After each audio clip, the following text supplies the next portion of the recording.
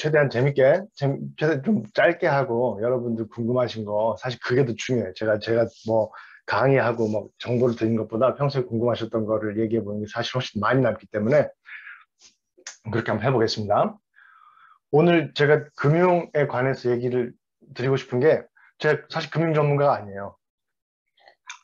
금융에 대해서 공부한 적도 딱히 없고 변호사에서 일할 때도 금융 일을 많이 안 했었는데 생각보다 기후변화에 관해서 금융을 살 일이 많더라라는 걸 사실 이제 시민사회에 와서 느끼게 됐고 그러다 보니까 사실은 이런 것들을 일찍 알았더라면 금융업계에서 일하는 것도 충분히 의미가 있었겠다는 생각도 좀 들었었어요. 그러니까 많은 부분들이 변해야 되는데 특히 짧은 시간에 많은 성과를, 많은 변화를 일으킬 수 있는 영역이기 때문에 사실 뭐 환경을 지키기 위해서는 다 시민사회로 나와서 활동가가 되는 것도 좋겠지만 사실 그렇지는 않잖아요. 각 분야에 살 일이 많기 때문에 그런 관점에서 원래 금융에 관심이 있으셨거나 경제에 관심이 있으셨던 분들은 그런 관점에서 한번 같이 얘기를 해봐도 좋겠습니다.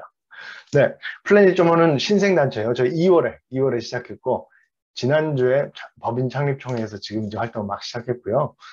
어, 일단 기후변화의 전망과 피해 이 부분은 가볍게 넘어가겠습니다. 심각하다. 더 이상 얘기하지 않아도 잘 알고 계실 거고요. 이런 수많은 자연재해들. 근데 한 가지 얘기하고 싶은 거는 호주에 산불이 나서 30억 마리의 동물이 죽고 허리케인 피해가 증가하고 홍수와 해일이 증가하고 이런 것보다도 사실은 더 시스템적으로 어떻게 일어날지에 대한 생각을 해보는 게 더 사실은 기후변화 피해를 이해하는 데 더 맞겠다는 생각이 듭니다. 왜냐하면 기후변화로 인해서 많은 부분들이 조금씩 어려워지고 힘들어지고 비싸지고 할 것이고 그런 것들이 또 다른 사회 각각의 영역의 변화들을 촉발시킬 건데 이 시리아 내전 사태를 자주 얘기를 하죠.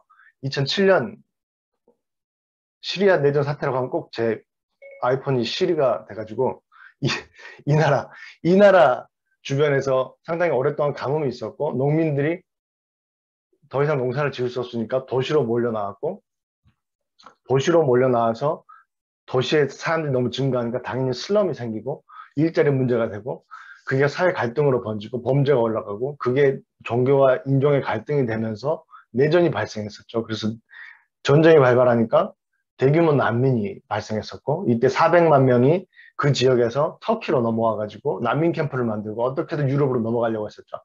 그래서 바다를 건너다가 바다에 빠져 죽기도 하고 어린아이의 시신이 이탈리아 바닷가에 쓸려 올라오기도 하는 사실 근래에 보기 드문 대규모 난민이 발생했었죠.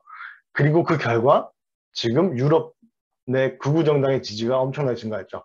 최근에 있었던 프랑스 대선 보셨는지 모르겠지만 마린 르펜이라는 되게 유명한 극우파 거의 인종차별과 프랑스는 프랑스 사람일 것이다 뭐 이런 얘기들을 해왔던 극우파 수장의 딸이 또 대선에서 2등을 하고 있었죠. 프랑스 대선이 진행 중일 때 제가 프랑스에 있었어요. 지난 4월 말에 EU 정부의 초청을 받아가지고 EU에서 기후변화 관련된 업무를 하는 분들을 만나는 그런 견학 같은 프로그램이 있었는데 그때 파리에 갔더니 정말 정치 포스터가 이렇게 그, 르펜이랑 그다음에 마크롱이랑 붙어 있는데 마크롱은 모두의 프랑스라고 써 있었고요. 르펜은 프랑스인을 위한 프랑스라고 써 있더라고요. 정말 그렇게 그만큼 사실 프랑스뿐만 아니라 독일, 뭐 영국 할 것 없이 극우파들의 지지 세력이 굉장히 늘었고 사실 극우파들이 눈에 보이는 정치 세력이 됐다는 자체가 사실 서유럽에서 놀라운 일이죠. 2차 세계대전 이후로 거의 금기시됐던 건데 근데 그런 것들이 다 사실 연결돼 있다는 거죠. 그럼 유럽 내 극우정당의 지지가 증가한 게 기후변화 때문이냐? 그렇게 결론 내린 건 당연히 무리일 겁니다. 그렇지만 분명히 기후변화로 인해서 촉발된 사회의 불안들, 사회 갈등의 증가, 사회 환경의 악화가 이런 변화들을 촉발시키고 있는 건 분명한 것 같아요. 그래서 누군가가 기후변화로 인해서 무슨 피해가 일어나냐라고 했을 때는 사실은 뭐 해수면이 10cm 상승 이렇게 얘기하는 것들보다는 사실 실제 피해들은 이렇게 아주 직접적인 1대1의 관계가 아니라 사실 여러 단계를 거쳐서 연쇄적으로 일어나는 반응들에서 오는 악화들이 사실은 더 클 거라고 생각이 듭니다. 그리고 그 과정에서 거의 핵심적인 역할을 하는 게 결국은 식량 가격일 거라고 보고 있고요. 가장 직접적으로 기후에 영향을 받는 것이고 식량 가격이 사람들의 삶에 워낙 큰 영향을 미치기 때문에 그래서 지금 인도 폭염과 밀 수출 중단과 지금도 똑같이 이런 일들이 벌어지고 있죠. 그래서 이제는 기후와 완전히 연결되어 있는 생태계 문제 아니면 식량 문제에 더해서 그런 것들이 어떻게 사회에 각 영향에 미치는지, 불평등의 문제, 인종차별의 문제, 이런 것들을 또 이제 기후의 렌즈를 가지고 분석하는 그런 사회학자들, 그런 경제학자들이 이제 앞으로 생겨야 될 거고, 그러면서 우리가 기후변화의 피해와 이 영향에 대한 이해도 같이 깊어질 것 같다는 생각이 듭니다. 그렇지만 아직까지는 지금 시리아 사태가 나온 지 10년이 넘었는데 항상 이 사례만 얘기하고 있다는 것은 이런 관점으로 지금 벌어지고 있는 일들을 분석하는 연구들이 부족하다는 뜻인 것 같기도 해요. 네. 그래서 앞으로 뭐 기후변화 전망은 지금 이런 상태인데 그럼 왜 금융을 얘기하느냐? 굉장히 좀 특이한 상황인 것 같아요. 그러니까 그 화석연료를 개발하고 소비하고 에너지를 소비하는 이 수많은 사업들, 이 돌아가기 위해서는 그 사업들의 자금을 제공하고 이제 펀딩을 해주는 금융 산업이라는 게 존재하고요.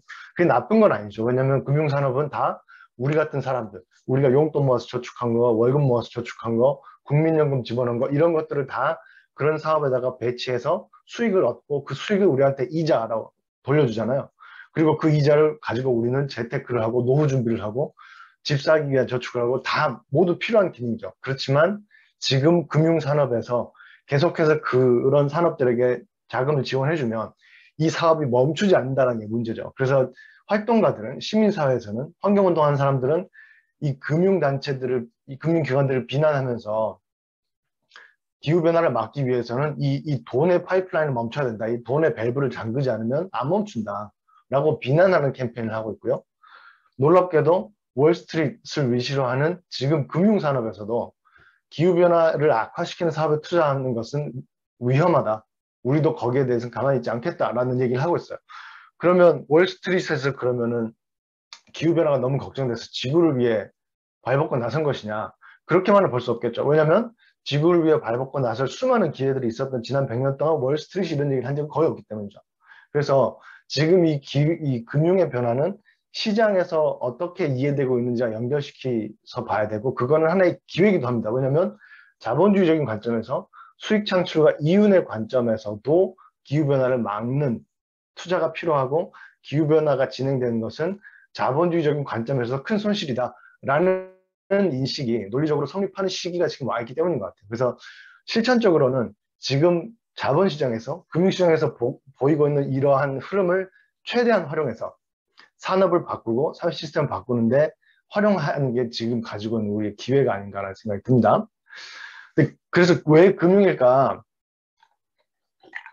생각해보면 원론적으로 생각해보면 어렵잖아요. 왜냐하면 석유 회사를 생각해 봅시다. 석유 회사가 지난 100년 동안 석유를 시추하고 탐사하고 개발하고 정제하고 판매하고 파이프라인을 통해서 배급하는 이 모든 것들을 전문적으로 해온 많은 회사들 있죠. 엑선모빌, 코노코필립스, 한국에서는 현대오일뱅크, GS칼텍스 이런 회사들.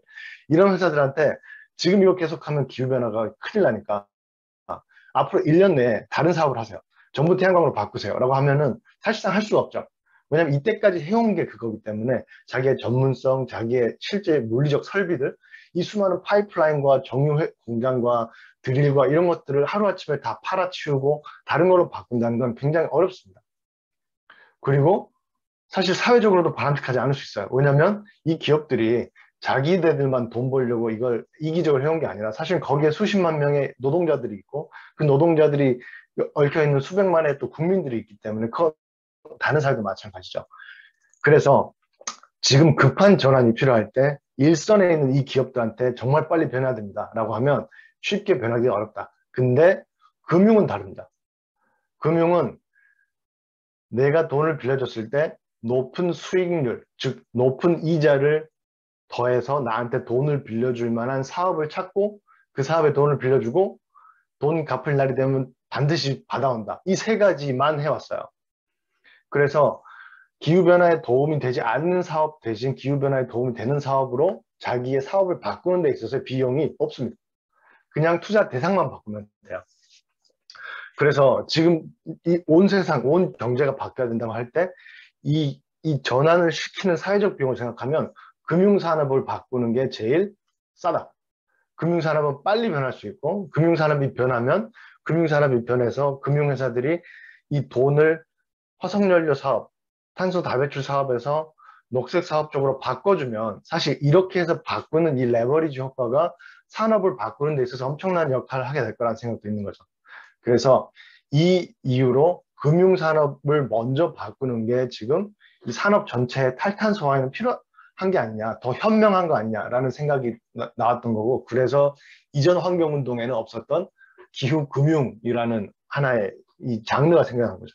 우리가 멸종위기종을 보호하거나 해양 폐기물을 처리해야 된다거나 뭐 바다 거북이를 보호해야 한다고 할 때 금융기관들한테 뭘 한 사례가 별로 없었죠. 왜냐하면 이게 굉장히 국지적이고 특정 사업과 관련된 거기 때문에 오염원을 찾아서 단속을 하거나 뭔가 파괴하는 시설, 파괴하는 기업을 찾아서 단속하면 되는 거였는데 기후변화는 그런 게 아니기 때문에 금융이라는 어떤 새로운 캠페인 타겟이 생긴 특성이 있다. 이렇게 얘기를 해볼 수 있겠습니다. 이게 제가 지어낸 얘기가 아니에요.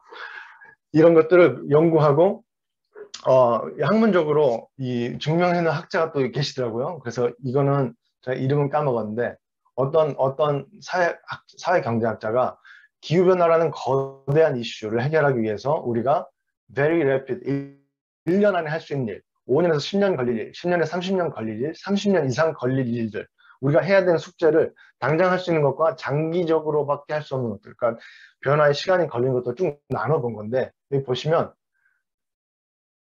제일 어려운 게 norms and value system, 우리의 가치 체계라는 거죠. 경제 성장보다는 탄소 감축이 더 중요할 수도 있다라든가 이런 가치는 사실은 아직도 잘 안 변하고 있잖아요. 그래서 뭐 온대 수역의 산호초와 우리의 삶의 편의, 이걸 어떻게 이렇게 우선순위를 둬야 될까, 이런 것도 상당히 오래 걸린다는 거죠. 그만큼 기후변화에 대해서 더 이해하고 그 피해들이 더 다가올 때 사람들이 답하는 거기 때문에 교육 시스템도 오래 걸릴 거라고 보고요. 에너지 시스템 전체, 에너지의 생산과 저장 시스템 10년에서 30년 사이쯤 걸릴 거다, 이렇게 보고 있죠. 근데 이런 식으로 봤을 때 제일 빨리 변할 수 있는 게 바로 자본시장, 파이낸셜 마켓이라고 보고 있습니다. 돈의 흐름을 바꾸는 거는 정말 당장이라도 할 수 있다. 왜냐하면 금융기관들은 A 회사한테 돈을 빌려주는 것보다 B 회사한테 돈을 빌려주는 게 수익성이 같거나 낮다라는 확신만 있으면 바로 바꿀 수 있기 때문에.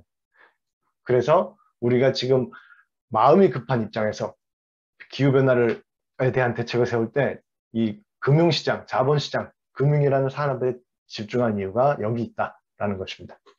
자, 그러면 금융산업은 왜 기후변화에 민감할까? 금융은 되게 복잡한 용어도 많고 자기네들끼리 이 용어의 초롱성을 쌓아놓은 대표적인 분야죠. 금융과 법률, 그렇죠? 법률도 마찬가지고 의학 조금 비슷해요. 근데 의학은 그냥 우린 믿고 맡기니까 금융과 법률은 저도 법률을 했던 사람으로서 그런 게 있습니다. 그렇지만 알고 보면 별거 없다. 뭐냐면 우리는 알게 모르게 다 금융을 다 하면서 살고 있기 때문에. 그래서 가장 기본적인 개념, 금융기관은 돈을 빌려주고 거기에 대한 수익을 받아서 돈을 돌려주는 역할을 해요. 대표적인 게 이 주택담보대출입니다. 제가 집을 사고 싶어요. 지금 더 이상 집을 산다는 게 약간 꿈 같은 얘기가 되긴 했지만 10년 전이라고 가정하고 10년 전에는 집을 살 수도 있었던 거잖아요. 월급을 모아가지고. 근데 월급을 100% 모아가지고 이거 저축한 돈을 그대로 넣어가지고 집을 사는 사람 사실 많진 않아요. 왜냐면 너무 오래 걸리니까. 대신 내가 주택을 살 텐데 내가 이 주택을 담보로 제공할 테니까 돈을 빌려주세요. 이렇게 해서 사는 게 보통이죠. 이런 것 때문에 금융기관이 있고, 그래서 사람들이 삶을 좀 더 빨리 개선시킬 수 있는 거죠. 그런 역할을 하는 겁니다. 근데 이 금융기관의 입장에서는 내가 담보로 주택을 받는다는 거는 이 사람이 돈을 못 갚았을 때, 못 갚은 돈 대신 그 담보물을 자기가 가져갈 수 있는 권리를 의미해요. 그래서 제가 주택을 담보를 잡히고 돈을 빌릴 때는 이 주택 가치보다 돈을 조금 덜 빌릴 수밖에 없습니다. 그렇죠? 왜냐면 금융기관의 입장에서는 이 사람이 돈을 다 못 갚더라도 그 돈을 완전하게 회수할 수 있다. 내가 이 담보물을 가지고. 그리고 남는 돈이 있으면 돌려주면 되겠죠. 이게 이제 이 대출의 기본적인 개념이고, 이게 금융기관의 건전성을 나타내는 지표입니다. 자기가 빌려준 돈과 자기가 잡고 있는 담보들을 쫙 비교했을 때 담보물의 가치가 더 높으면 안전한 거예요. 사람들이 돈을 막 못 갚기 시작해도 다 이 담보를 가지고 해소하면 되니까. 그래서 이게 가장 기초적인 재무 건전성, 금융 건전성의 지표입니다. 그런데 문제가 생길 때가 있죠. 갑자기 집값이 폭락했다. 그때는 1억이었던 주택이 5천만 원으로 떨어졌어요. 이런 일들이 가끔 벌어지죠. 그러면 은행 입장에서는 굉장히 큰 문제에 빠집니다. 왜냐하면 내가 담보를 이렇게 다 가져와서 권리를 행사하려고 해도 대출을 다 회수할 수가 없어요. 그러면 은행 입장에서는 필요 이상의 위험을 지게 되고 이 위험은 결국 다시 국민들한테 돌아갑니다. 왜냐하면 이 돈이 다 어디서 나왔냐. 내가 대출을 받을 때 한 돈은 누군가의 예금이죠. 누군가의 예금. 근데 모든 사람들이 다 이런 식으로 담보대출을 해가지고 모든 사람들이 다 돈을 못 갚기 시작하면 결국은 모두가 다 피해를 보게 됩니다. 그래서 사실 이 은행의 건전성이라는 게 굉장히 중시하죠. 그리고 이런 게 무너질 때 정말 대규모 혼란, 2008년의 서프라임 사태라든가 아니면은 1997년 IMF 구제금융이라든가 뭐 그리스도 최근에 뭐 금융위기라는 게 사실은 다 이런 거죠. 그래서 국민 개개인들한테도 큰 영향을 미치는 거죠. 그래서 우리가 이걸 두려워하고요. 지금 코로나의 버블이 터지냐 마냐 가지고 지금 거의 9시 뉴스 보면 절반은 그 얘기만 하고 있죠. 다 이래서 이런 겁니다.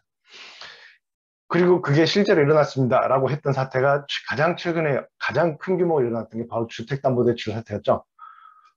주택 가격이 계속 올라가니까 계속 올라간다고 생각하고 은행들은 돈을 더 빌려줬고 은행한테 빌린 돈으로 주택을 더 샀고 그러니까 주택 가격이 계속 올라가고 이게 영원히 갈 수는 없으니까 어느 순간에 멈춰서 뚝 떨어졌는데 그때 이 버블이 너무 심했기 때문에 1억이었던 게 5천만 원 되는 게 아니라 1억이었던 게 2천만 원 되고 1천만 원 되는 정도까지 내려가면 정말 어마어마하게 큰 규모의 은행들도 도산할 수가 있고 그 도산을 하게 되면 거기에 돈을 맡겼던 사람들은 돈을 잃게 되고 그래서 정말 수조, 수십조의 손실을 일으켰던 이 서프라임 사태가 사실 이런 거죠.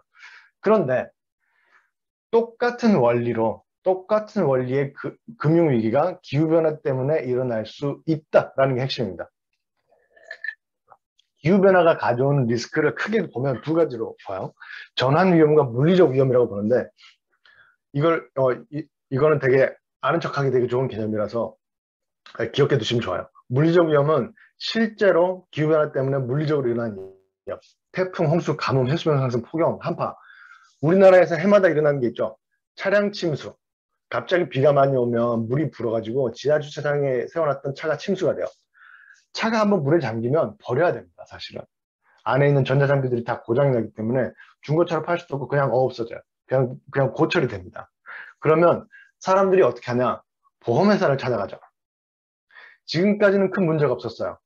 이전보다 훨씬 홍수가 심하게 나고 차량 침수 피해가 많이 늘었지만 여전히 보험회사에서는 그걸 흡수를 하고 있습니다. 근데 지금보다 홍수가 더 심해져서 해마다 10,000대에서 50,000대의 차량이 침수가 된다거나 10만 대의 차량이 침수가 되면 보험회사들이 가만히 있을 수 있을까요? 쉽지 않겠죠. 훨씬 손실 규모가 올라갈 거고 보험료도 올라갈 거죠. 그런 식으로 물리적으로 실제로 변하는 것들, 이걸 물리적 위험이라고 합니다. 그리고 해수면 근처에 내가 공장을 가지고 있다. 해수면 근처에 땅을 가지고 있다. 근데 그게 잠겼다. 그러면 자산이 없어지는 거죠. 이런 게 물리적 위험이고 전환 위험은 실제로 기후변화 자체가 물리적 영향을 주는 건 아니지만 그로 인해서 바뀌는 사회적인 변화를 얘기합니다. 대표적인 게 온실가스 다배출 사업이죠. 이때까지는 석탄화력 발전소를 돌리는 데 있어서 배출한 탄소에 대한 가격을 크게 매기지 않았어요. 실제로. 우리는 아직도 매기지 않고 있죠. 배출권 거래제에서 대부분 무상으로 할당해주고 있기 때문에. 그런데 갑자기 내년부터 배출권 100% 유상 할당을 한다. 라고 선언을 하면 예를 들면 우리나라 석탄화력 발전소 하나가 1,400만 톤 정도를 배출합니다. 근데 지금 배출권 가격이 5만 원이죠. 올해까지는 공짜였는데 내년부터 배출권을 다 그대로 사야 된다고 하면 이 석탄화력 발전소는 올해까지 한 번도 지출하지 않았던 돈을 내년에 얼마를 새로 지출해야 되냐면 해마다 7천억을 지출해야 돼요. 1,400만 곱하기 5만 원 7천억이죠. 갑자기 생산 비용이 7천억이 늘어나면 이 회사가 살아남을 수 있을까? 해마다 7천억 이상을 버는 석탄을 발전소는 제가 알기로는 단 한 것도 없습니다. 그렇게 많이 돈을 벌면 다 그거 해야겠죠. 그렇지 않기 때문에 탄소의 비용이 증가하고 부가가 되기 시작한다든가 아니면은 이제 재생에너지가 늘어나면서 아니면 재생에너지의 가격 경쟁력이 늘어나면서 이 화석연료와 관련된 에너지 산업 자체가 사용화된다든가 내연기관을 개발하는 연구소에 다니고 있던 박사 학위를 했던 내 친구가 더 이상 자동차 회사들이 내연기관을 개발하지 않아서 일자리를 잃게 되는 일들 지금 벌어지고 있습니다. 제가 아는 사람 중에 10년 전에 미국 유학 가서 내연기관, 차세대 내연기관으로 박사 학위를 받은 사람이 있어요. 그분 지금 일자리를 얻지 못하고 있습니다. 왜냐하면 아무도 내연기관을 새로 개발하지 않기 때문에. 사실 이런 일들이 지금도 벌어지고 있는 거죠. 그런 게 전환 위험입니다. 자, 그러면 그렇죠? 해마다 미국 남부에서는 홍수가 너무너무 많이 나서 더 이상 주택 홍수 보험을 들어주지 않기로 한 회사들이 많이 늘어났어요. 왜냐하면 올해 집이 물에 잠겼다 그래서 보험회사에서 집을 새로 지어줍니다. 몇 억이 들겠죠? 근데 이듬해 또 홍수가 나서 또 잠겼어요. 그러면 또 가서 또 지어줄 수도 있겠다는 생각을 한 거죠. 예전 같으면 100년에 한 번, 1000년에 한 번 일어날 일이라고 생각해서 보험 액수를 정하고 보험금을 받아가지고 수익을 올렸던 보험회사들이 보험 이벤트의 발생 확률이 기하급수적으로 늘어나니까 더 이상 보험료가 부족한 게 문제가 아니라 보험회사 자체가 흔들릴 정도로 재해가 증가한 거죠. 이런 상황에서 이 금융 리스크가 될 수 있다는 겁니다. 이게 이제 보험회사라고 하면은 다시 석탄화력발전소를 한번 봐보죠. 이 화력발전소 같은 경우는 보통 지을 때 이게 한 발전소 하나를 짓는데 보통 3조 원에서 4조 원 정도가 들어요. 근데 이 정도의 돈을 통장에 갖고 있다가 딱 가서 자기 돈으로 짓는 회사는 사실 거의 없습니다. 너무 큰 돈이기 때문이죠. 그래서 자기 돈을 한 10분의 1 정도 넣고 나머지 90%의 돈은 금융회사한테 빌려요. 금융회사는 발전소를 건설하겠다고 한 사업자가 와가지고 돈을 빌려주세요. 그러면 아 그래요? 그러면 내가 돈을 1조 원 빌려주면 그걸 몇 년 안에 몇 퍼센트 이자로 갚을 수 있습니까? 라고 물어봅니다. 그러면 회사는 이걸 보여줘요. 우리가 1년에 몇 메가와트 내지는 몇 기가와트의 전력을 생산할 수가 있고 이 설비의 수명이 있으니까 뭐 30년 동안 생산할 수 있습니다. 그리고 예상되는 전기 가격은 이만큼이라서 해마다 안정되게 이만큼의 돈을 벌 수 있고 그러면 뭐 20년 안에 5% 이자율로 갚을 수 있습니다. 라고 합니다. 그리고 은행에서는 보고 이 사람이 운영했던 다른 발전소의 히스토리 그리고 실제로 돌아가고 있는 다른 발전소의 자료들을 보면서 그렇겠네 라고 해서 빌려주게 되죠. 이런 형태의 금융이 지난 100년 동안 실패한 적이 없어요. 왜냐면 에너지 수요는 단 한 번도 줄지 않고 계속 늘어났기 때문에 발전소를 지으면 발전소에서 만든 전기가 남아 돌거나 안 팔리는 경우는 없었죠. 그런데 지금은 그렇지 않을 가능성이 높죠. 왜냐면 지금은 재생에너지 가격이 계속해서 떨어져가지고 이거는 동남아시아 기준입니다. 동남아시아에서도 2028년이면 태양광이 석탄보다 저렴해져요. 그리고 동남아시아에서는 아직 탄소의 가격은 매기고 있지 않지만 앞으로 매길 수밖에 없을 거고 그러면 석탄의 가격은 여기서 점점 올라가겠죠. 그러면 2028년이 아니라 훨씬 일찍 석탄 발전소에서 만든 전기가 태양광 발전소에서 만든 전기보다 더 비싸져서 가격 경쟁을 잃어가지고 잘 못 팔리는 사태가 올 수 있습니다. 그래서 예전에는 이걸 보고 돈을 빌려줬다면 지금은 이렇게 될 가능성이 높죠. 지금 당장은 팔리더라도 몇 년 안에 가격 경쟁력을 잃고 앞으로는 사실상 안 팔리는 그래서 사실 돌릴 수가 없는 왜냐하면 발전소를 돌려도 전기를 팔 수가 없기 때문에 이제 이게 최근에 기후변화 리스크가 반영된 이 사업에 대한 평가입니다. 그래서 예전 같으면 가치가 있는 자산이지만 주변의 환경이 바뀌어가지고 더 이상 쓸모가 없어진 자산 이걸 좌초자산이라고 하고 특히 화석연료와 관련된 수많은 인프라스트럭처가 있죠. 발전소, 뭐 석유 시추선, 가스 파이프라인, 송유관, 뭐 정유시설 이런 것들이 사실은 이런 좌초자산 리스크들에 노출되어 있다. 그리고 그 좌초자산 위험이라는 거는 아까 우리가 봤던 주택 가격이 떨어지는 거랑 똑같은 효과가 있어요. 왜냐면 지금 발전소를 지을 때는 30년을 돌릴 수 있을 것이다. 그래서 30년 동안 꾸준한 수익이 날 거라고 예상하고 돈을 빌려줬는데 지금 환경이 변한 거죠. 그때는 생각하지 못했던 기후변화의 위험, 그리고 탄소 가격, 재생에너지 가격의 하락 등등으로 인해서 이 가치가 확 떨어진 거잖아요. 그러면 주택 가격이 폭락한 거랑 똑같은 효과가 옵니다. 그런데 지금 이 수많은 이 화석연료 관련된 인프라에 투자된 돈은 주택담보대출에 비할 바가 아니죠.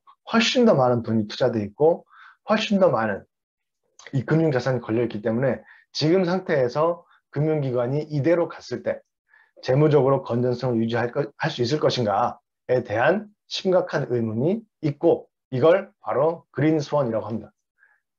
녹색, 환경으로 인해서 발생한 대규모 금융위기.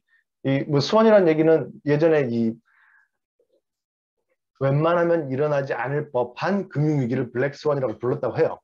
이제 그런 이 업계 용어가 있다 보니까 이제 기후 금융발 금융위기를 그린스원, 그리고 이런 일들이 충분히 벌어질 수 있겠구나. 지금부터 우리가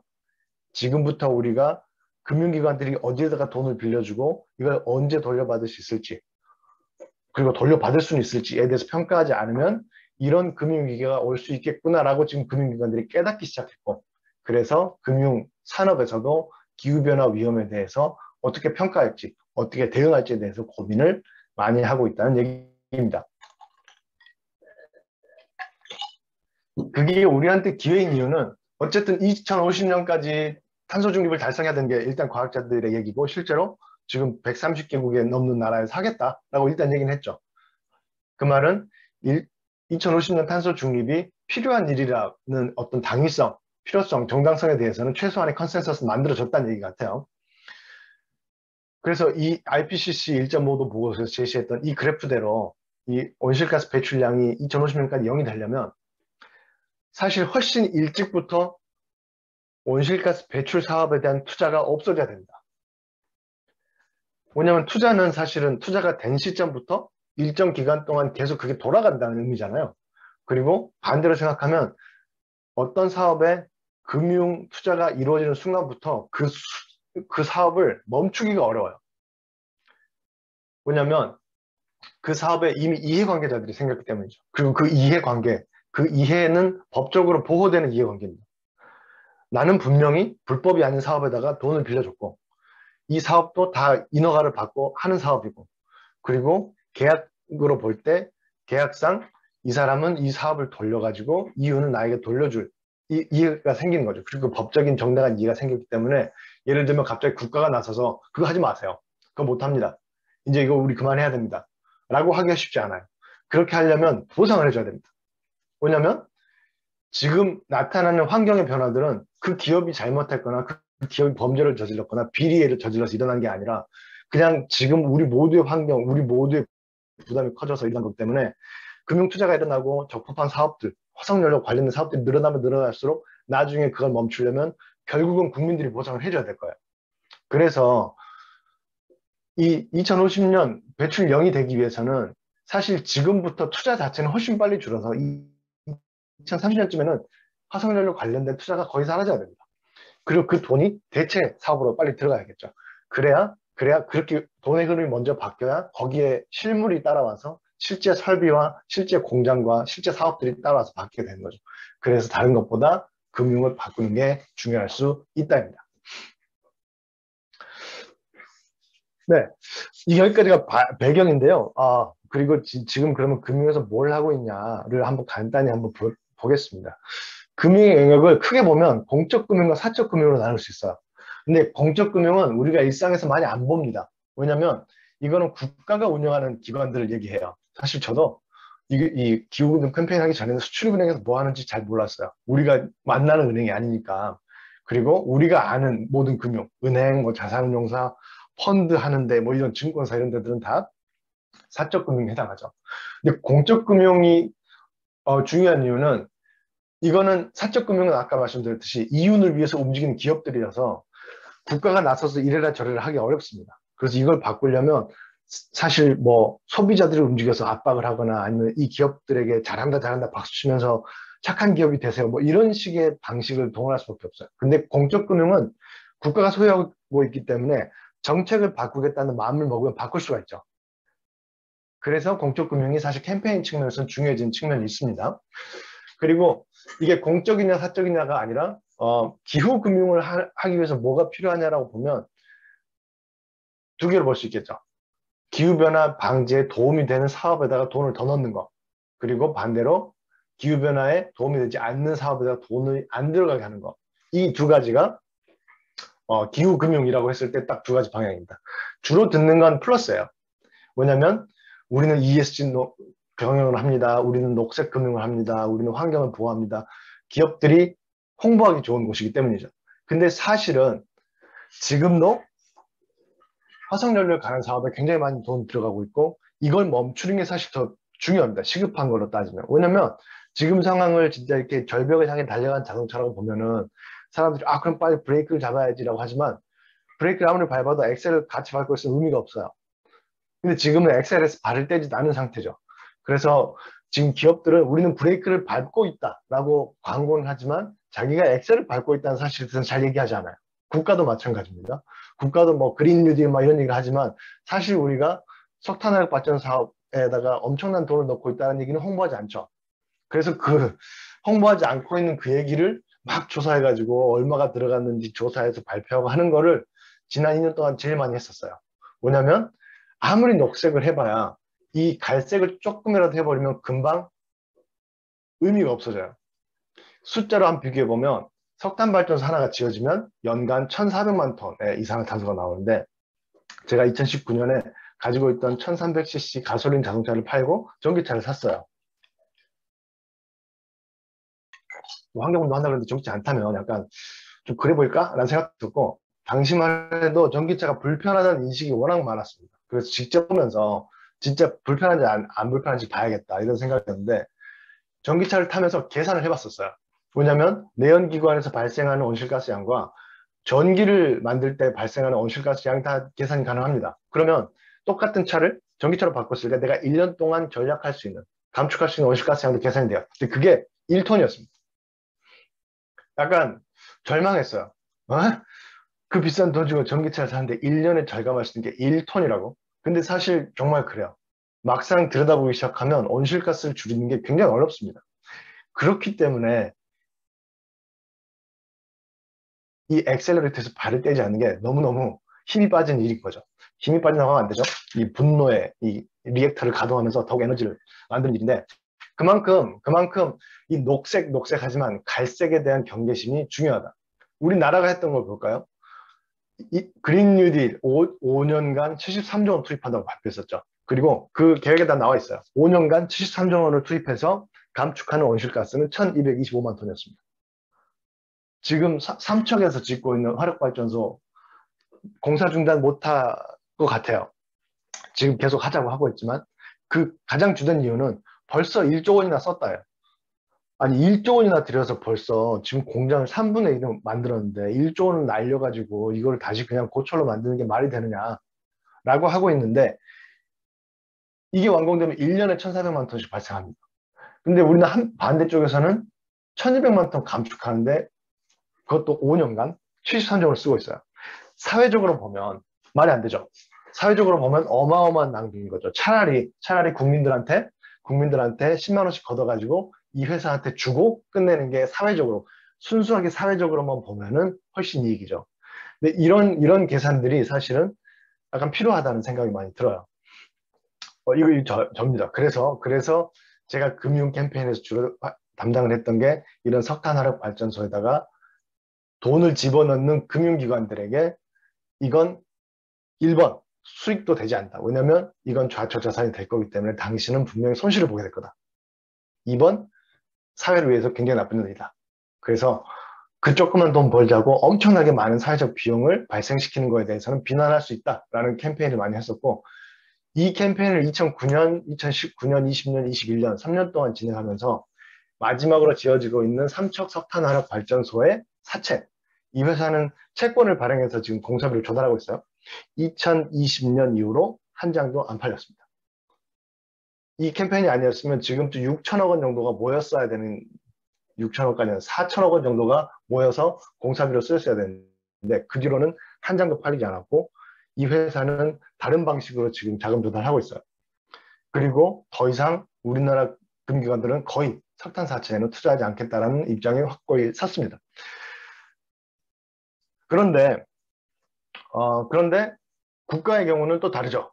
이거는 우리나라예요. 우리나라 공적금융기관들. 그러니까 우리나라 기업들의 해외 진출을 도와주고 해외 사업대에 지원을 해주는 수출입은행, 무역보험공사 이런 우리 국책은행들이 지난 2018년, 2020년 기간 동안 화석연료 사업에다가 보조해준, 그러니까 대출을 해주는 이걸 왜 보조금이라고 부르냐면 그냥 주는 돈은 아닙니다. 그냥 빌려주는 돈인데 일반 은행에서 빌려주는 것보다 더 싸게 빌려줘요. 그래야 우리나라 기업들이 훨씬 더 싼 대출을 가지고 그 자금을 가지고 해외 진출하면서 가격 경쟁력을 가질 수 있겠죠. 다른 회사들은 예를 들면 중국이나 일본에서 올 때는 자기네들 은행에서 돈을 빌려가지고 오는데 이자율이 3%다. 그러면 우리는 이자율을 2%로 빌려주면서 자, 이 돈 가지고 나가서 입찰하세요. 이렇게 하는 거죠. 그게 국가적 지원이죠, 사실은. 그래서 사실상의 보조금이라고 보는 겁니다. 근데 그 돈이 전 세계에서 가장 커요. 석탄을 제외하고, 왜냐면 석탄은 이제 사실 끝났으니까, 석탄을 제외하고 석유와 천연가스와 관련된 사업을 집계를 한 겁니다. 이 집계는 미국에 있는 오일 체인지 인터내셔널이라는 단체에서 전 세계적인 집계를 하고 한국 데이터는 우리가 했어요. 그렇게 해서 집계를 해보니까 우리나라가 전 세계 1위였어요. 전 세계에서 석유와 천연가스 관련된 사업에다가 국가가 지원해주는 금융 액수가 1등입니다. 이런 건 문제가 있죠. 이런 문제가 있죠. 왜냐면 물론 기업들은 할 말이 많아요. 여기에 상당 부분은 조선 사업이에요. 우리나라가 전 세계에서 LNG 선을 제일 많이 만듭니다. 전 세계 그 LNG 탱커들, 유조선, 천연가스 운반하는 배랑 유조선은 8, 90%를 다 우리나라에서 만들고 있어요. 그리고 우리나라가 세계 1등이고 엄청나게 많은 외화를 벌고 리딩 인더스트리인 건 맞죠. 그리고 아니 우리는 지금 국가 경제의 큰 기둥이다. 그리고 이거를 국가가 지탱시키고 발전시키는 데 도움을 주는 건 당연하다라고 말씀하십니다. 그 말도 당연히 일리가 있죠. 그렇지만 지금 상황에서는 이런 사업들이 계속될 수 없다라는 전제는 명확한 것 같고 그렇다면 여기에 들어가는 돈이라는 거는 반드시 다른 어떤 가에 들어갈 수 있었던 기회비용이기도 하죠. 근데 우리는 다른 나라들은 분명히 우리나라보다 더 큰 경제들도 많은데 이 분야에다가 우리나라보다 돈을 적게 주고 있다는 것은 다른 분야에도 많이 주고 있다는 의미일 수도 있는 거죠. 그래서 항상 기회비용을 생각한다면 지금 이거를 단순히 어떤 산업보호만으로 볼 수 없다. 전환을 위한 기회를 우리가 잃고 있는 걸 수도 있다. 그래서 공적금융에 대해서 중요하다라고 생각을 하고 문제제기를 많이 했었습니다. 자, 그럼 앞으로는 어떻게 가야 되냐?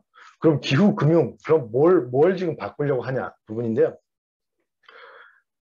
이 궁극적인 목표는 금융기관들이 돈을 빌려줄 때 기후변화에 도움되는 사업에다가 돈을 더 많이 빌려주게 하는 거죠. 그리고 기후변화에 도움되지 않는 사업에는 돈을 잘 안 빌려주게 되는 것.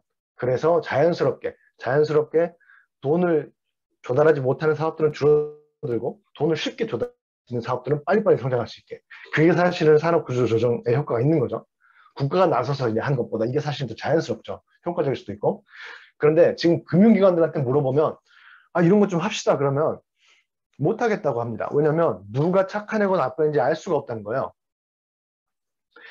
이 금융기관들과 기업 사이에서 누구한테 돈을 빌려주고 누가 돈을 빌려갈 것이냐의 시장을 규율하는 방식은 공시제도입니다. 기업들이 자기의 사업에 대해서 투명한 공시를 해요. 우리는 이런 사업을 하고 있고 어디서 돈을 벌고 있고 자본과 부채의 비중 얼마 되고 단기 순이익 얼마고 이런 걸 다 공시를 하고 이 공시 정보, 이 재무 정보는 회계사들이 와서 감사를 해서 정확성을 보장을 합니다. 그게 회계감사제도죠. 이 회계사 되시는 분들은 대부분 이 일을 합니다. 굉장히 중요한 일이죠. 그리고 그 정확한 정보에 기초해서 금융기관들은 누가 착하되고 누가 나쁜 애인지를 판단하게 돼 있어요. 이 공시제도가 이때까지 이 자본시장이 돌아가온 핵심적인 문법인데 문제는 이 공시제도는 재무정보만 공시하게 돼 있어요. 기본적으로 지금 비재무정보도 공시를 하는데 재무정보라는 건 결국 돈을 얼마나 잘 벌고 있는지 수익률은 얼마나 되는지 정말 이 기업의 이윤 창출 능력에 대해서만 보여준다는 거죠. 그리고 주식 하시는 분들 뭐 많지는 않을 수도 있을 것 같은데 주식 되게 열심히 하는 친구들이 있다고 아니 본인이 하신다면 주식을 진짜 잘하는 사람들은 맨날 이 공시 사이트, 이 다트라는 공시 사이트가 있습니다. 모두가 볼 수 있기 때문에 공시인 거죠. 여기 가서 자기가 관심 있는 회사 들어가가지고 뭐 단기 순이익이 얼마고 뭐 에비타가 얼마고 이거 다 보고 분석도 하고 어떤 기업이 앞으로 잘 될 기업인지 어떤 기업이 지금 잘하고 있는 기업인지 뭐 이런 것들 다 분석을 합니다. 그게 금융 전문가들이 하는 일인 거죠. 근데 그 재무 정보에는 기후변화에 관한 정보가 없어요.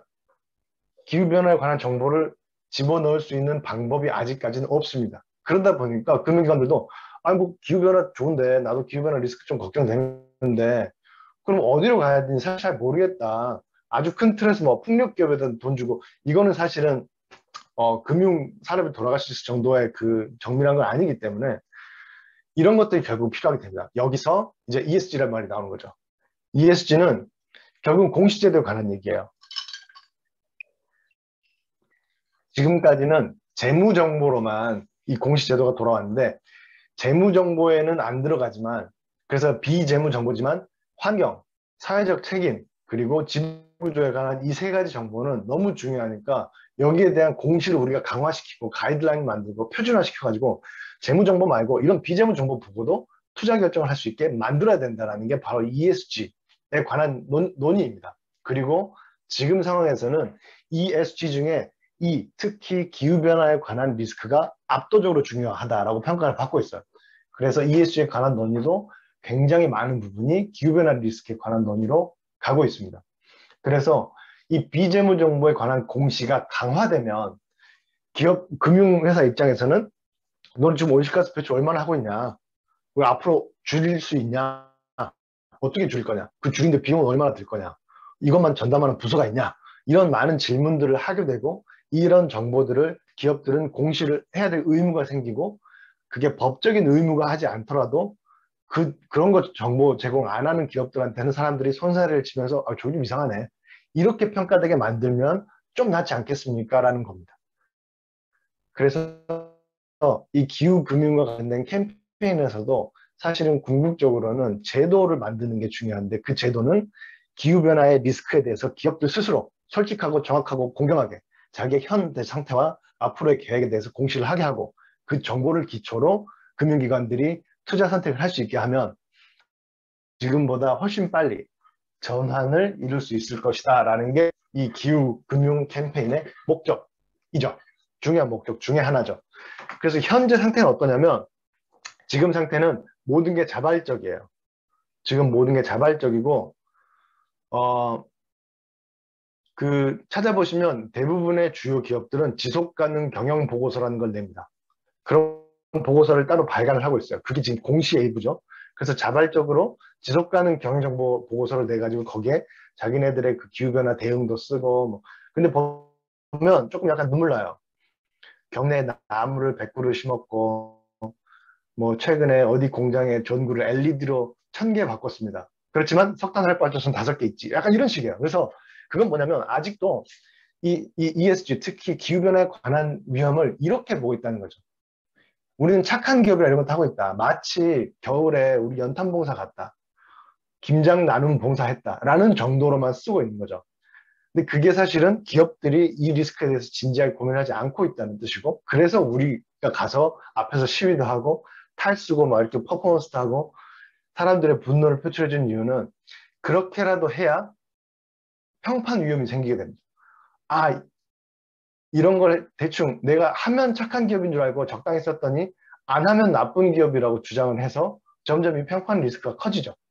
그리고 이 안 하면 나쁜 기업 정도를 지나서 안 하면 돈 못 버는 기업이다. 안 하면 경쟁력이 없고 능력 없는 기업이다. 라는 정도까지 이게 올라가면 그게 재무 위험이 됩니다. 왜냐하면 돈을 안 빌려주니까. 돈을 빌리려면 이자를 더 내야 되니까. 이제 금융산업이 개입하고 그게 회사의 수익성이랑 직결이 되게 되는 거죠. 여기까지 일단은 목표예요. 그렇지만 궁극적으로 더 중요해지면 안 하면 불법까지도 갈 수 있겠죠. 그리고 충분히 갈 수 있습니다. 예를 들면 지금 재무정보를 공시하는 데 있어서 뭐 부정확하게 했다. 거짓말을 했다. 바로 형사처벌이죠. 그게 바로 분식회계죠. 대우조선해양 분식회계 사건 이런 거 신문에서 본 기억나시죠? 재무정보에 대해서 부정확하게 공시하면 바로 감옥입니다. 왜냐하면 그게 지금 이 엄청난 자본시장에 있어서의 기본적인 룰이기 때문에 이거는 정말 축구로 보면 백태클 하는 거예요. 막 핸들링하고 막 미드필더가 막 이렇게 막 스파이크 치는 거랑 똑같은 거죠. 그 정도로는 아직 기후변화는 안 갔어요. 그렇지만 이게 또 중요해지면은 거기까지 갈 수밖에 없겠죠. 근데 이걸 재무 위험으로 볼 건지 법적 위험으로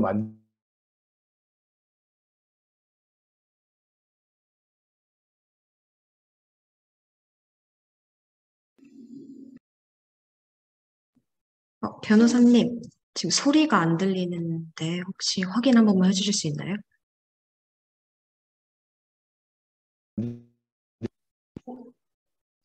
마이크 배터리가 떨어졌나 봐요. 지금 들리시죠? 네, 지금 또 안 들립니다. 지금 들리시나요? 네네, 들립니다. 네, 네. 지금도 들리시나요? 네, 들립니다. 어디까지 들으셨어요?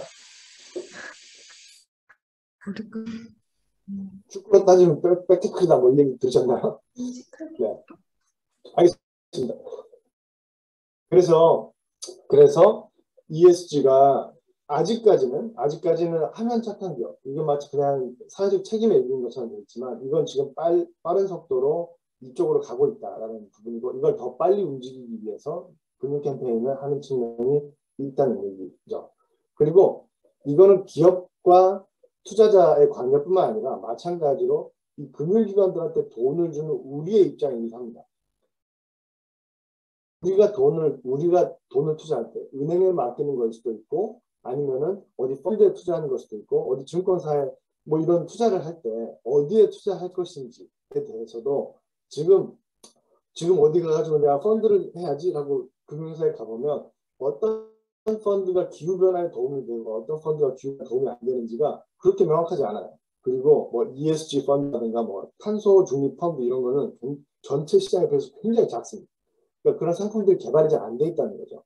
그래서 금융기관들이 기업들한테 더 많은 기후변화 대응을 요구하는 것과 똑같이 정말 투자자로서 결국 금융기관들의 돈은 전부 우리들한테 나오는 거거든요. 그래서 금융소비자로서 최종적인 투자자로서 우리도 금융기관들한테 너 투자 어디에 하고 있느냐, 당신들의 투자 포트폴리오 중에서 화석연료 자산은 얼마고 재생에너지는 얼마고 녹색은 얼마고 갈색은 얼마나, 이런 것들을 요구할 수 있어야 되고, 금융기관들이 그런 걸 공시해야 된다는 부담이 생기면 투자를 함부로 할 수 없죠. 그래서 이 금융기관을 상대로 한 캠페인도 역시 그런 의미에서 중요하다는 것입니다. 왜냐하면 이게 결국 우리의 문제이기도 해요.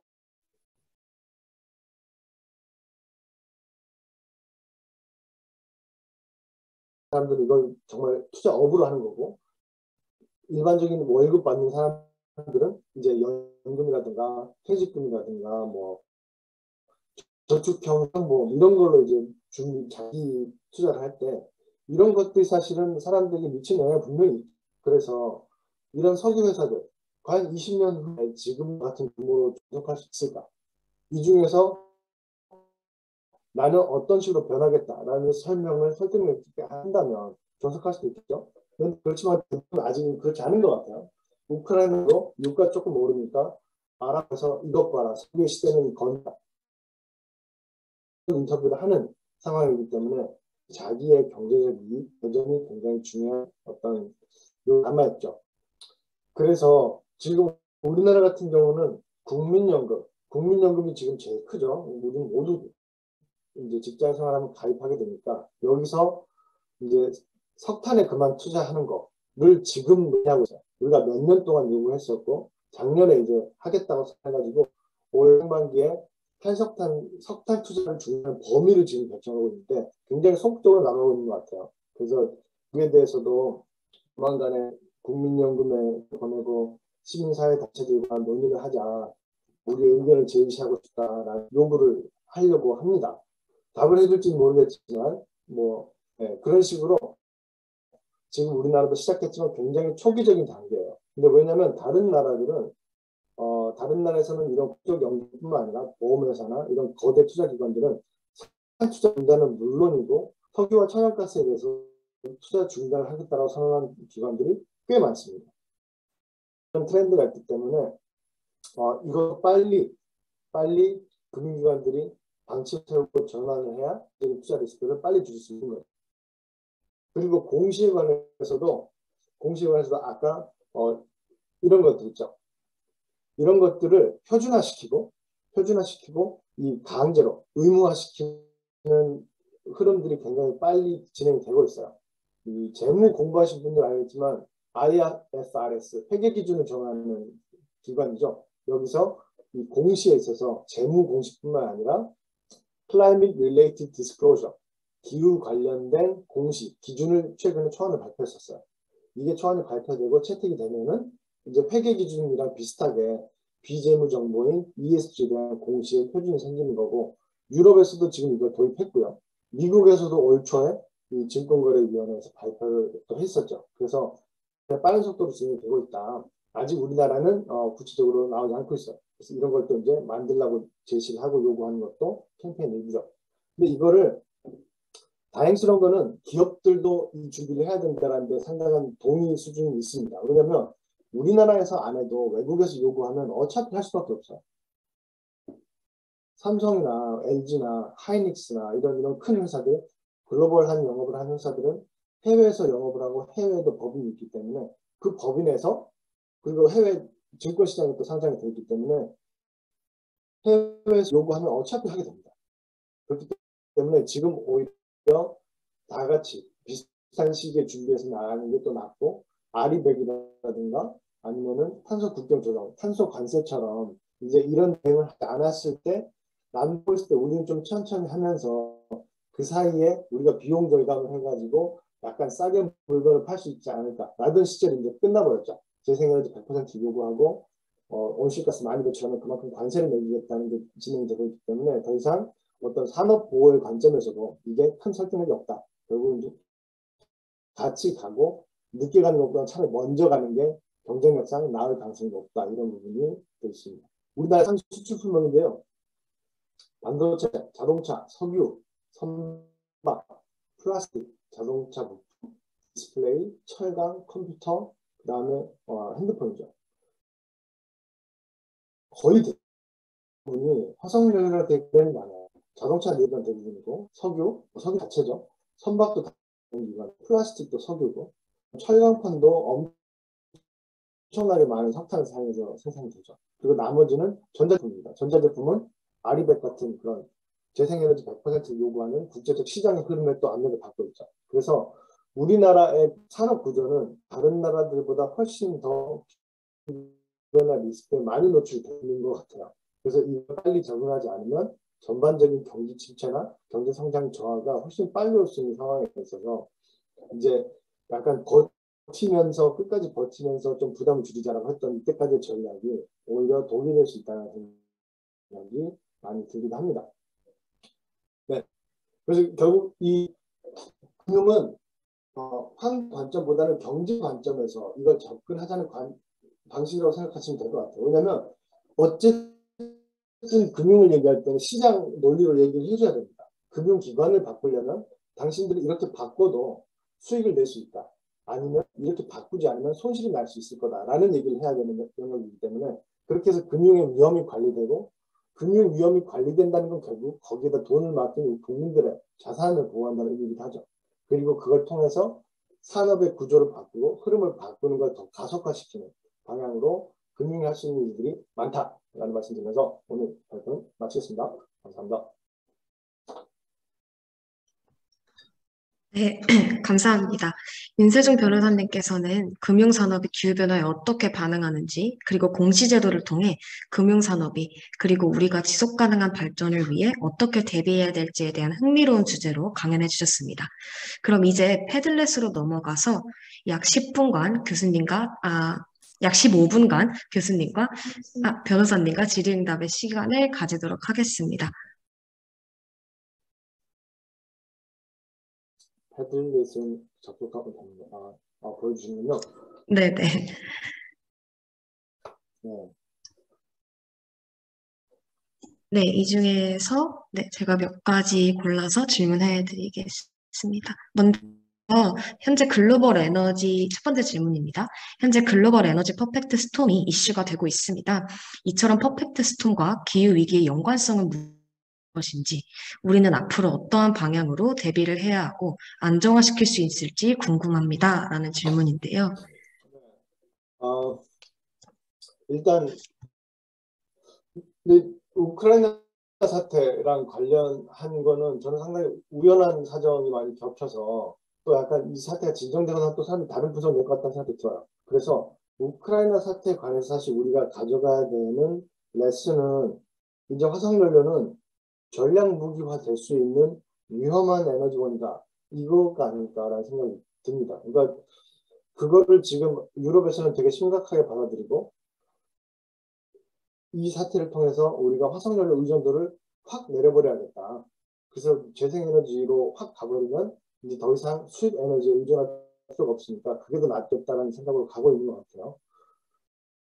그래서 이제 기후 변화가 되면서 기후 변화가 진행되면서 화석연료 시장이 꽤 나름 그래도 안정적으로 진행되고 있다가 에너지를 전환시켜야 된다는 외력이 들어오니까 이게 굉장히 불안해졌고 그 불안한 과정에서 이 산유국들 이 에너지를 가지고 있는 나라들은 자기의 패권을 어떻게 지킬지에 대한 고민이 더 커졌고 이 패권이 폭력적으로 표현된 형태가 우크라이나 사태다. 물론 폭력적으로 표현된 중동을 둘러싼 많은 또 패권 분쟁이 있었죠. 그래서 오히려 이 어떻게 보면 기후변화 대응을 위한 에너지 전환의 보수 편입 코 베네핏으로 사실 이 에너지 패권을 둘러싼 국제 문제를 줄어들 수 있는 효과도 있지 않나 이렇게 볼 수도 있을 것 같다는 생각이 들어요. 그렇지만 그러려면 이 화석연료의 의존도를 줄일 수 있고 줄일 수 있도록 투자를 해야 된다는 의지가 있어야 될 텐데 여전히 아 그게 되겠냐 그건 너무 비싸거나 현실적이지 않거나 이런 관점들이 되게 많은 것 같습니다. 그래서 그거는 약간 다 같이 극복을 해야 되는 문제라니까 정확한 답변인지는 모르겠지만 네. 네, 감사합니다. 네, 다음 질문입니다. 말씀해주신 내용들 중에 현재는 ESG가 자발적인 수준에 머물러 있어서 소위 말하는 ESG 워싱이 일어나고 있는 것 같습니다. 네, 그러나 이게 사회적인 구조 혹은 제도가 뒷받침되지 않으면 이를 제대로 실천할 수 있도록 말하는 것 자체가 어려운 일인 것 같기도 합니다. 마치 우리나라에서 아리백에 가입하기 힘든 이유가 중앙 집중형 전력 공급 방식 때문인 것처럼 말입니다. 이에 기업의 기후 금융에 있어서도 이렇게 선행적으로 해결되어야 할 사회 구조적인 변화가 있는지 궁금합니다. 라는 질문인데요. 네.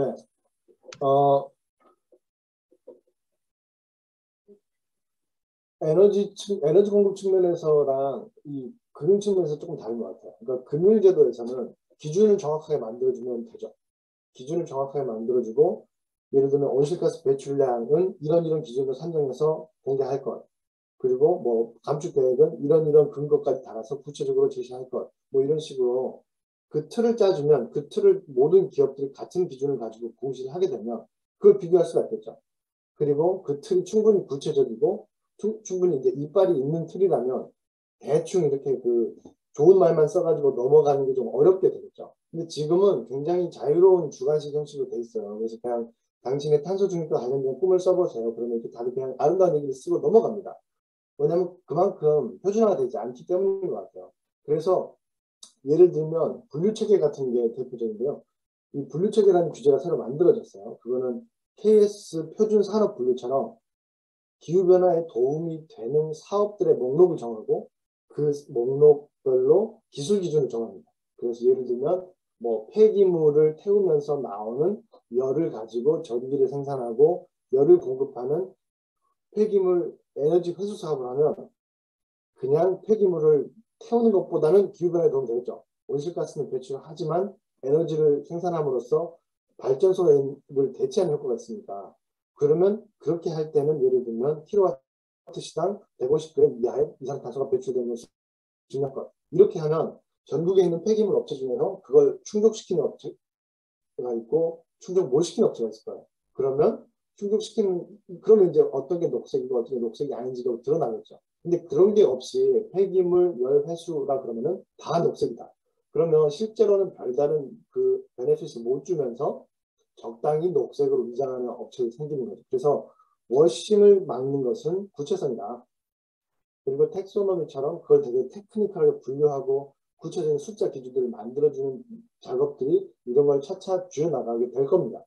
근데 문제는 텍소노미를 만드는 그런 표준을 만드는 과정에서도 이 산업계에 영향력이 있기 때문에 우리나라 텍소노미는 예를 들면 가스 발전이 포함됐어요. 근데 가스 발전은 온실가스를 많이 배출하죠. 화석연료 발전인데. 근데 석탄보다 낫지 않냐는 이유로 포함이 된 거예요. 그런 문제는 가스 발전에 투자하는 거랑 태양광에 투자하는 거랑 똑같은 평가를 받게 되죠. 왜냐면 둘 다 녹색이니까. 그리고 금융기관은 우리는 50% 녹색 투자했습니다. 라고 하는데 알고 보니까 다 가스다. 그리고 비금융기관은 50% 녹색 투자했습니다. 받은 태양광이다. 근데 이 두 개가 평가가 달라지지 않으면 의미가 없겠죠. 그래서 이런 구체성 그리고 기준들을 합리적으로 잘 세우는 게 사실은 월싱을 관계하는 가장 좋은 문제인 것 같고 그 밑에 있는 하부 구조 특히 에너지 공급과 관련된 구조를 바꾸는 것도 사실 중요하죠. 근데 그거를 다 바꿀 때까지 기다릴 수는 없을 것 같아요.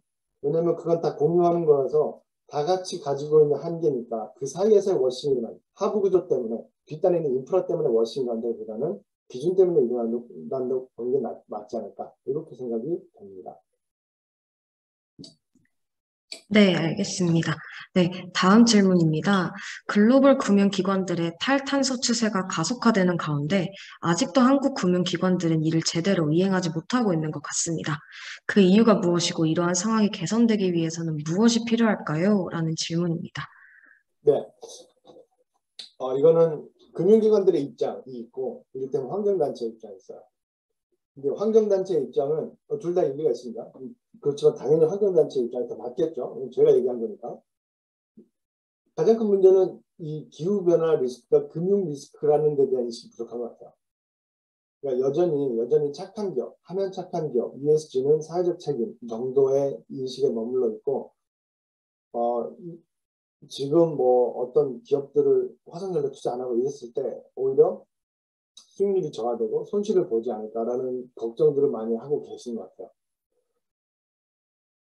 그런데 저희가 볼 때는 그게 타당한 걱정이 아니다라고 생각하는 것은 이미 다른 나라들은 많이 움직였기 때문이고 그 나라들은 상당히 순수하게 손실 위험 관리 차원에서 움직인 측면이 크거든요. 그래서 그 온도차가 분명히 있고 거기서도 그렇게 변화시켰을 때 수익성의 변화라든가 리스크 관리 차원에서 이점들을 계속 분석하면서 가는데 우리나라가 유독 늦은 게 맞고 유독 늦다 보니까 남들이 다 빠져나가서 안 하는 화석연료 사업들이 많이 들어가는 측면도 커요. 그래서 이렇게 가면 갈수록 리스크는 커진다라는 측면에서는 아쉬움이 크죠. 반대로 금융기관 입장에서 어려움을 겪는 것은 우리나라 산업 구조가 탄소 집약도가 너무 높아서 그래요. 그러니까 화석연료 안 하고 다른 뭔가 기후변화에 도움이 되는 사업하는 업체의 비중이 높지가 않아요. 그래서 한국에서 금융사업을 하려면 돈을 빌려주고 수익을 받아서 다시 돌려받아야 되는데 그 돈을 빌려간 사람들이 다 철강사업, 정유회사, 자동차 내연기관 생산, 뭐 발전설비 이러다 보니까 이런 것처럼 걸 다 빼가면 할 게 없다. 이제 이런 고민들이 있는 겁니다. 근데 말씀드렸듯이 이거는 닭이 먼저냐 달걀이 먼저냐 문제가 아닌 것 같아요. 왜냐면 산업을 바꾸는 건 당연히 시간이 걸릴 수밖에 없고 그걸 바꾸는 것을 가속화시켜주고 바꿀 수 있게 약간 앞에서 물기를 바꿔준 게 금융이기 때문에 그리고 금융은 지금 당장의 수익성이 아니라 장기적인 수익성을 같이 관리해야 되는 입장이기 때문에 이 사업이 10년 후에도 괜찮을까 지금만큼 될까 이런 것들 좀 더 관심을 갖고 보면 그런 부분들도 답을 볼 수 있다고 생각하고 사실 그런 메시지가 금융기관들한테 나오기 시작해야 기업들도 변할 수 있겠죠. 왜냐하면 우리가 앞에 뭐 삼성이나 LG나 두산 앞에 가가지고 시위해봐야 환경주의자들 항상 저런 얘기 해왔기 때문에 뭐 듣고 말겠지만 당장 사업하려고 갔더니 은행에서 돈을 못 빌려주겠다. 이자율을 높여야 될 것 같다. 우린 리스크가 높은 것 같다. 해외 같은 거 빌려주지도 않을 거다라는 얘기를 하면 그때는 이 사례를 소집하고 비상대책위원회 할 거거든요. 그래서 그런 측면에서는 금융기관의 약간 선도적인 역할이 분명히 필요한 것 같다는 생각이 듭니다. 네, 감사합니다. 네, 다음 질문입니다. 네, 변호사님의 강연을 듣다 보니 2050 탄소 중립이 너무 먼 것 같다는 생각이 들기도 했습니다. 최근에는 2040 탄소 중립으로 기간을 더 앞당겨야 한다는 주장도 많습니다. 네, 변호사님께서는 2050 탄소 중립이 가능하시다고 보시는지, 또 2050 탄소 중립을 위해서 가장 먼저 해야 할 일이 무엇일지 궁금합니다. 네. 2050 탄소 중립은 굉장히 어려운 목표인 걸 할 수 있는 것 같아요. 현재. 그러니까 정말 과학의 관점이 있고 현실적인 관점이 있을 때 과학의 관점에서 2050 탄소 중립은 굉장히 위험한 도박입니다. 2050년까지 탄소 중립을 달성한다고 해도 그것도 이 아래쪽으로 구부러진 그래프로 달성한다고 해도 1.5도 내로 제한되어 있는 확률이 66%예요. 3분의 1의 확률로 실패할 거예요. 그리고 오버슛이 없다라는 전제가 되어 있기 때문에 이것만 해도 상당히 좀 쉽지 않은 건데 현실로 보면 더 어렵죠. 지금 대부분의 나라들이 제출한 국가 온실가스 감축 기여를 합치면 지금 3도 정도 올라가는 페이스로 되어 있고 대부분의 나라들이 당장은 조금 천천히 하더라도 나중에 많이 감축하자. 위로 볼록한 그래프로 지금 저희가 세우고 있기 때문에 사실 지금 걱정되는 거는 지금 상태로 봤을 때 2050 탄소 중립이 가능하기는 할까가 더 큽니다. 근데 가능하다고 생각해요. 왜냐면 약간 그렇게 생각해야 마음 편해서 그런 게 아니라 코로나를 지내면서 사람들이 이게 생명의 문제이고 나와 내 가족의 문제고 내 인생의 문제가 된다고 생각했을 때 받아들일 수 있는 삶의 변화의 수준이 굉장히 높다는 생각했어요.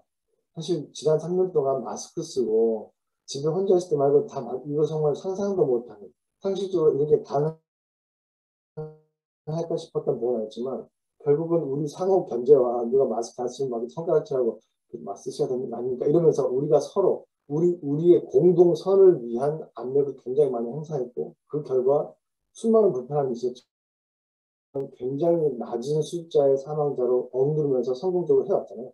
저는 되게 감동적인 결과라고 생각해요. 지금 중간에는 우여곡절과 갑론을박 있었지만 결국 그렇게 해서 수만 명의 목숨을 살린 거니까 그러면 이 문제에 대해서도 사실은 결국은 이 거대한 규모의 변화는 거대한 규모, 다수의 사람들의 동의가 필요할 거고 이 문제에 대한 심각성에 대한 어떤 컨센서스가 커지면 지금으로 봐서는 이 사람들이 거기에 그런 데까지 동의하겠어 싶은 것들이 동의가 되고 그러면 10년은 걸릴 거라고 생각했던 일들이 5년 만에 바뀌기도 하고 특히 기업과 시장이 거기 변화에 참여를 하게 되면 사실 혁신의 속도가 빨라질 수 있기 때문에 저는 여전히 말은 2050 사실 좀 얘기하지만 사실 어려울 것 같다라고 생각하지는 않습니다.